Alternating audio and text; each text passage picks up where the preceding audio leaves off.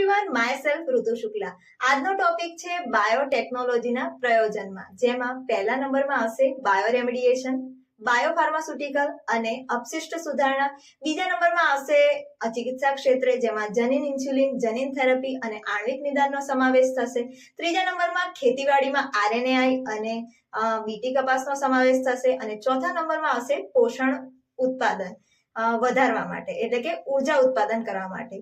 હવે બાયોટેકનોલોજીના 3 જટિલ સંશોધન ક્ષેત્રોનો સમાવેશ કરવામાં આવે છે. એમાં પહેલા નંબરમાં આવશે શ્રેષ્ઠ ઉત્પ્રેરક પૂરા પાડવા, જેમાં સૂક્ષ્મજીવો અને ઉત્સેચકનો સમાવેશ કરવામાં આવશે.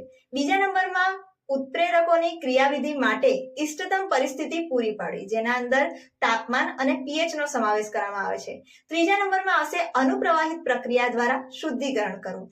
મારી ચેનલને લાઈક, શેર અને સબસ્ક્રાઇબ કરવાનું ભૂલતા નહીં. Thank you.